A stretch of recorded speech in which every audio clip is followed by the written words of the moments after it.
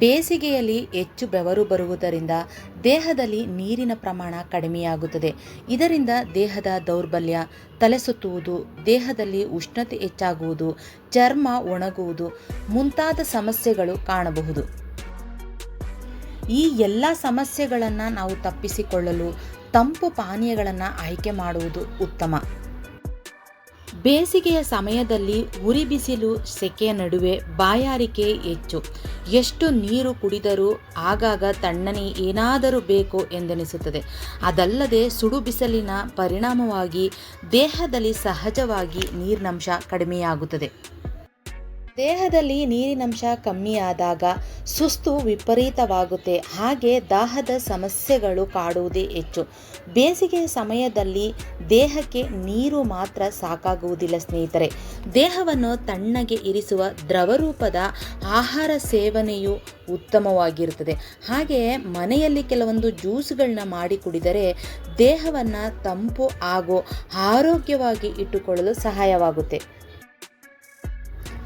ಹೆಚ್ಚು ಸಕ್ಕರೆ ಇರುವಂತಹ ಪಾನೀಯಗಳನ್ನು ನಾವು ತಪ್ಪಿಸಬೇಕು ಸ್ನೇಹಿತರೆ.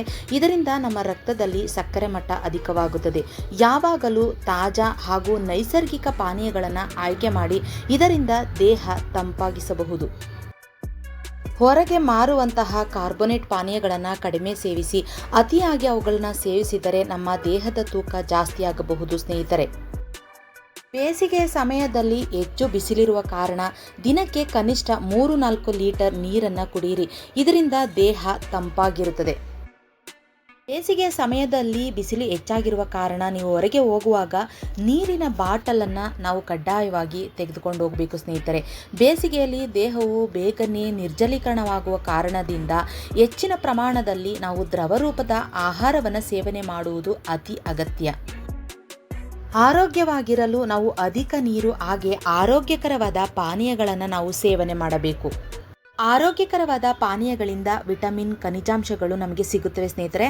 ಹಾಗೆಯೇ ನಮ್ಮ ಜೀರ್ಣಕ್ರಿಯೆ ಸುಧಾರಣೆಯಾಗಿ ಪ್ರತಿರೋಧಕ ವ್ಯವಸ್ಥೆಯು ಬಲಗೊಂಡು ದೇಹದಲ್ಲಿ ಕಳೆದುಕೊಂಡಿರುವಂತಹ ಪೋಷಕಾಂಶಗಳನ್ನು ಮರಳಿ ನೀಡುತ್ತವೆ.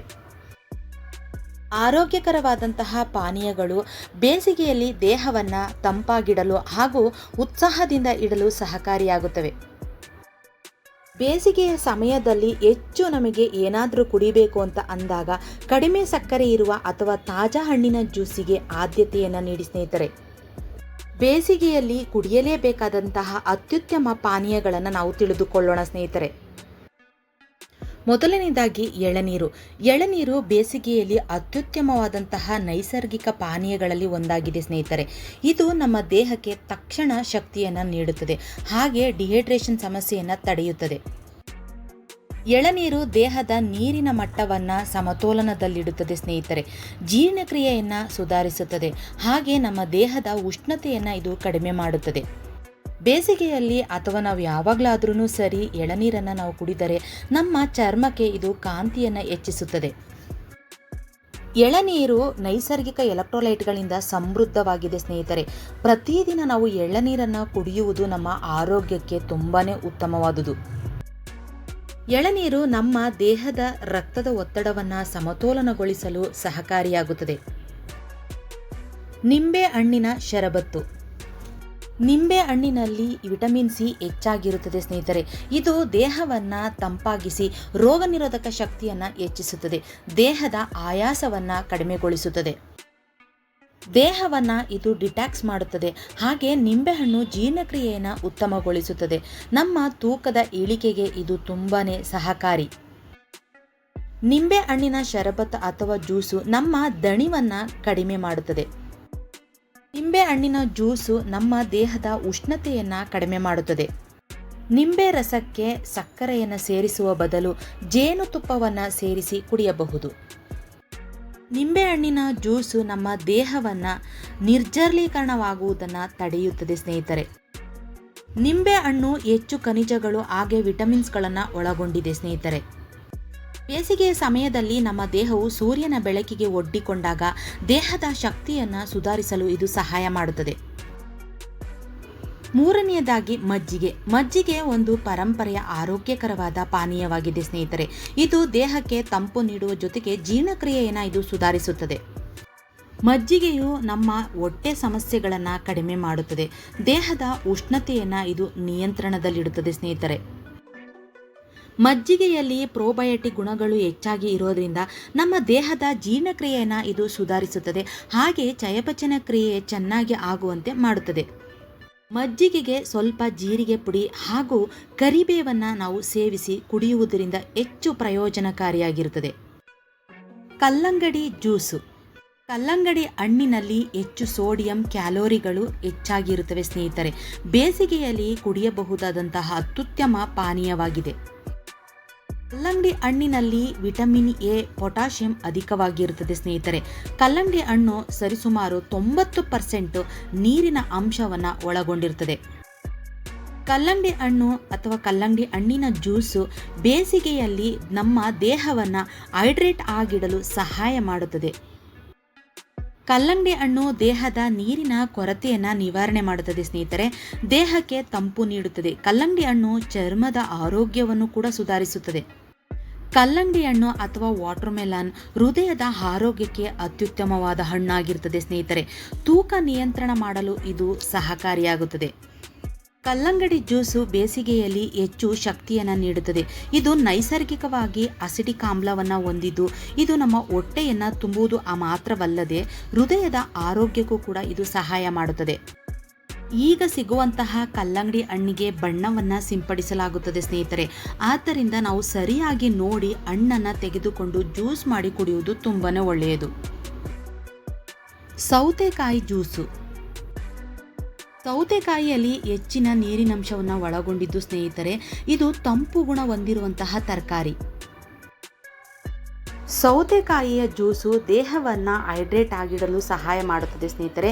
ದಿನನಿತ್ಯ ಮನೆಯಲ್ಲಿ ಸುಲಭವಾಗಿ ಸಿಗುವಂತಹ ಒಂದು ತರಕಾರಿ ಆಗಿರುವುದರಿಂದ ನಮಗೆ ಯಾವಾಗ ಬೇಕೆಂದಾಗ ನಾವು ಜ್ಯೂಸನ್ನು ಮಾಡಿ ಕುಡಿಯಬಹುದು. ಸೌತೆಕಾಯಿ ನಮ್ಮ ದೇಹಕ್ಕೆ ತಂಪನ್ನು ನೀಡುತ್ತದೆ ಸ್ನೇಹಿತರೆ. ಅದಲ್ಲದೆ ನಮ್ಮ ಚರ್ಮದ ಕಾಂತಿಯನ್ನು ಇದು ಹೆಚ್ಚಿಸುತ್ತದೆ. ಸೌತೆಕಾಯಿ ನಮ್ಮ ದೇಹಕ್ಕೆ ತಂಪನ್ನು ನೀಡುತ್ತದೆ ಸ್ನೇಹಿತರೆ. ಅದಲ್ಲದೆ ನಮ್ಮ ಚರ್ಮದ ಕಾಂತಿಯನ್ನು ಇದು ಹೆಚ್ಚಿಸುತ್ತದೆ. ನಮ್ಮ ದೇಹದಲ್ಲಿ ಇರುವಂತಹ ವಿಷಕಾರಿ ಪದಾರ್ಥಗಳನ್ನು ಇದು ಹೊರಹಾಕುವುದಕ್ಕೆ ತುಂಬಾ ಸಹಕಾರಿಯಾಗಿದೆ. ಯಾರೆಲ್ಲ ವೆಯ್ಟ್ ರೆಡ್ಯೂಸ್ ಮಾಡಬೇಕು ಅಂದ್ಕೊಂಡಿರ್ತಾರೋ ಅಥವಾ ತೂಕದ ಇಳಿಕೆಗೆ ಇದು ತುಂಬಾ ಸಹಕಾರಿ ಅಂತಲೇ ಹೇಳ್ಬೋದು. ಬೇಸಿಗೆಯಲ್ಲಿ ಸೌತೆಕಾಯಿ ಜ್ಯೂಸು ಆರೋಗ್ಯಕರವಾದ ಆಯ್ಕೆಯಾಗಿರುತ್ತದೆ ಸ್ನೇಹಿತರೆ. ಇದು ಕೂದಲನ್ನು ಚೆನ್ನಾಗಿ ಬೆಳೆಯುವಂತೆ ಮಾಡುತ್ತದೆ. ಹಾಗೆ ನಮ್ಮ ದೇಹದಲ್ಲಿ ರೋಗನಿರೋಧಕ ಶಕ್ತಿಯನ್ನು ಕೂಡ ಇದು ಹೆಚ್ಚಿಸುತ್ತದೆ. ಸೌತೆಕಾಯಿಯನ್ನು ನಾವು ಸಾಮಾನ್ಯವಾಗಿ ಸಲಾಡ್ ಆಗಿ ಆದ್ರೂ ಹಾಗೆ ತಿನ್ಬೋದು ಅಥವಾ ಜ್ಯೂಸ್ ಆಗಿ ಕೂಡ ನಾವು ಕುಡಿಯಬಹುದು. ಮಾವಿನ ಹಣ್ಣಿನ ಪಾನಕ. ಮಾವಿನ ಹಣ್ಣಂದರೆ ಯಾರಿಗಿಷ್ಟ ಇಲ್ಲ ಹೇಳಿ ಸ್ನೇಹಿತರೆ. ಅದು ಬೇಸಿಗೆಯಲ್ಲಿ ಸಿಗುವಂತಹ ಹಣ್ಣು ಮಾವಿನ ಹಣ್ಣು. ಮಾವಿನ ಹಣ್ಣಿನಲ್ಲಿ ವಿಟಮಿನ್ ಸಿ ಹೇರಳ ಪ್ರಮಾಣದಲ್ಲಿ ಇರುತ್ತದೆ ಸ್ನೇಹಿತರೆ. ಮಾವಿನ ಹಣ್ಣು ದೇಹದ ಉಷ್ಣತೆಯನ್ನು ಕಡಿಮೆ ಮಾಡುತ್ತದೆ. ಹಾಗೆ ನಮ್ಮ ದೇಹಕ್ಕೆ ಶಕ್ತಿ ನೀಡುತ್ತದೆ. ನಮ್ಮ ದೇಹದ ಜೀರ್ಣಕ್ರಿಯೆಯನ್ನು ಕೂಡ ಇದು ಸುಧಾರಿಸುತ್ತದೆ. ಮಾವಿನ ಹಣ್ಣು ಎಲೆಕ್ಟ್ರೋಲೈಟ್ ಸಮತೋಲನವನ್ನು ಕಾಪಾಡುತ್ತದೆ ಸ್ನೇಹಿತರೆ. ಮಾವಿನ ಹಣ್ಣು ಬೇಸಿಗೆಯಲ್ಲಿ ದಣಿವನ್ನು ಕಡಿಮೆ ಮಾಡುತ್ತದೆ. ಮಾವಿನ ಹಣ್ಣಿನಲ್ಲಿ ನೈಸರ್ಗಿಕವಾದ ಸಕ್ಕರೆ ಅಂಶ ಹೆಚ್ಚಾಗಿ ಇರುವುದರಿಂದ ಮಾವಿನ ಪಾನಕಕ್ಕೆ ಸ್ವಲ್ಪ ಜೀರಿಗೆ, ಸಕ್ಕರೆ ಇಷ್ಟಪಡದಂಥವರು ಕಪ್ಪು ಉಪ್ಪನ್ನು ಸೇರಿಸಿದರೆ ಇನ್ನೂ ಹೆಚ್ಚು ರುಚಿ ಕೊಡುತ್ತದೆ. ಪುದೀನ ಶರ್ಬತ್ತು. ಪುದೀನ ದೇಹಕ್ಕೆ ತಂಪು ನೀಡುವ ನೈಸರ್ಗಿಕವಾದ ಸಸ್ಯವಾಗಿದೆ ಸ್ನೇಹಿತರೆ. ಪುದೀನದಿಂದ ಮಾಡುವಂತಹ ಜ್ಯೂಸು ಬೇಸಿಗೆಯ ಸಮಯದಲ್ಲಿ ನಾವು ಕುಡಿಯುವುದರಿಂದ ಇದು ದೇಹವನ್ನು ತಂಪಾಗಿಸುತ್ತದೆ. ಪುದೀನ ಶರ್ಬತ್ತು ನಮ್ಮ ದೇಹದ ಉಷ್ಣತೆಯನ್ನು ಕಡಿಮೆ ಮಾಡುತ್ತದೆ. ಹಾಗೆ ಜೀರ್ಣಕ್ರಿಯೆಯನ್ನು ಇದು ಸುಧಾರಿಸುತ್ತದೆ. ಪುದೀನ ಬಾಯಿಗೆ ತಾಜಾತನವನ್ನು ನೀಡುತ್ತದೆ. ತಲೆನೋವನ್ನು ಕಡಿಮೆ ಮಾಡುತ್ತದೆ ಸ್ನೇಹಿತರೆ. ಪುದೀನ ಶರ್ಬತ್ತನ್ನು ಮಾಡುವಾಗ ಸ್ವಲ್ಪ ನಿಂಬೆ ಹಣ್ಣನ್ನು ಸೇರಿಸಿ ಕುಡಿಯುವುದರಿಂದ ಬೇಸಿಗೆಯಲ್ಲಿ ನಮ್ಮ ದೇಹವನ್ನು ಇದು ತಂಪಾಗಿಡುವಂತೆ ನೋಡಿಕೊಳ್ಳುತ್ತದೆ. ಕಬ್ಬಿನ ಹಾಲು. ಕಬ್ಬಿನ ಹಾಲು ಬೇಸಿಗೆಯಲ್ಲಿ ದೇಹಕ್ಕೆ ತಂಪು ನೀಡುವ ಅದ್ಭುತವಾದ ನೈಸರ್ಗಿಕ ಪಾನೀಯ ಸ್ನೇಹಿತರೆ. ಕಬ್ಬಿನ ಹಾಲು ತಕ್ಷಣ ಶಕ್ತಿಯನ್ನು ನಮ್ಮ ದೇಹಕ್ಕೆ ಒದಗಿಸುತ್ತದೆ. ಹಾಗೆ ಲಿವರ್ ಆರೋಗ್ಯಕ್ಕೆ ತುಂಬಾ ಒಳ್ಳೆಯದು. ಕಬ್ಬಿನ ಹಾಲಿನಲ್ಲಿ ರಂಜಕ, ಪೊಟ್ಯಾಷಿಯಂ, ಕ್ಯಾಲ್ಸಿಯಂ, ಮೆಗ್ನೀಷಿಯಂ, ಕಬ್ಬಿಣದ ಅಂಶಗಳು ಸಮೃದ್ಧವಾಗಿ ಸಿಗುತ್ತದೆ ಸ್ನೇಹಿತರೆ. ಕಬ್ಬಿನ ಹಾಲು ಜೀರ್ಣಕ್ರಿಯೆಯನ್ನು ಸುಧಾರಿಸುವುದಲ್ಲದೆ ನಮ್ಮ ಚರ್ಮದ ಕಾಂತಿಯನ್ನು ಕೂಡ ಹೆಚ್ಚಿಸುತ್ತದೆ. ಕಬ್ಬಿನ ಹಾಲು ನಮ್ಮ ದೇಹದಲ್ಲಿ ರಕ್ತಹೀನತೆಯನ್ನು ಇದು ತಡೆಗಟ್ಟುತ್ತದೆ. ಹಾಗೆ ನಮ್ಮ ಮೂಳೆಗಳನ್ನು ಇದು ಗಟ್ಟಿಗೊಳಿಸುತ್ತದೆ. ಕರ್ಬೂಜ ಹಣ್ಣಿನ ಜ್ಯೂಸ್. ಮಸ್ಕ್ ಮೆಲನ್ ಅಥವಾ ಕರ್ಬೂಜದ ಹಣ್ಣು ನಮ್ಮ ದೇಹದ ಹಸಿವನ್ನು ನೀಗಿಸುವುದಲ್ಲದೆ ನಮ್ಮ ದೇಹವನ್ನು ತಂಪಾಗಿಡಲು ಇದು ಸಹಕಾರಿಯಾಗಿರುತ್ತದೆ. ಬೇಸಿಗೆಯ ಸಮಯದಲ್ಲಿ ನಮ್ಮ ದೇಹವನ್ನು ತಂಪಾಗಿಡಲು ಅತ್ಯುತ್ತಮವಾದ ಒಂದು ಪಾನೀಯದಲ್ಲಿ ಕರ್ಬೂಜ ಅಥವಾ ಮಸ್ಕ್ ಮೆಲನ್ ಜ್ಯೂಸು ಕೂಡ ಒಂದು ಸ್ನೇಹಿತರೆ. ಬೂದು ಕುಂಬಳಕಾಯಿ ಜ್ಯೂಸು. ಬೂದು ಕುಂಬಳಕಾಯಿ ಜ್ಯೂಸು ನಮ್ಮ ದೇಹದ ವಿಷಕಾರಿ ಅಂಶವನ್ನು ಹೊರಹಾಕಲು ಸಹಕಾರಿಯಾಗಿದೆ. ಬೇಸಿಗೆಯ ಸಮಯದಲ್ಲಿ ಬೆಳಗ್ಗೆ ಖಾಲಿ ಹೊಟ್ಟೆಗೆ ಈ ಬೂದು ಕುಂಬಳಕಾಯಿ ಜ್ಯೂಸನ್ನು ನಾವು ಸೇವಿಸಿದರೆ ನಮ್ಮ ದೇಹಕ್ಕೆ ತುಂಬಾ ಒಳ್ಳೆಯದು ಸ್ನೇಹಿತರೆ. ಈ ಬೂದು ಕುಂಬಳಕಾಯಿ ಜ್ಯೂಸಿಗೆ ನಿಂಬೆ ರಸವನ್ನು ಸೇರಿಸಿ ಕುಡಿಯುವುದು ತುಂಬಾ ಉತ್ತಮವಾದುದು. ಹಾಗೆ ಈ ಜ್ಯೂಸನ್ನು ನಾವು ಕುಡಿಯುವುದರಿಂದ ನಮಗೆ ರೋಗ ನಿರೋಧಕ ಶಕ್ತಿಯನ್ನು ಇದು ಹೆಚ್ಚಿಸುತ್ತದೆ. ಬೂದು ಕುಂಬಳಕಾಯಿ ಜ್ಯೂಸು ಬೇಸಿಗೆಯಲ್ಲಿ ನಮ್ಮ ದೇಹವನ್ನು ತಂಪಾಗಿಡಲು ಸಹಕಾರಿ ಮಾಡುತ್ತದೆ. ಹಾಗೆ ನಮ್ಮ ದೇಹದ ಉಷ್ಣತೆಯನ್ನು ಕೂಡ ಇದು ಕಡಿಮೆಗೊಳಿಸುತ್ತದೆ. ಕಿತ್ತಳೆ ಹಣ್ಣಿನ ಜ್ಯೂಸ್.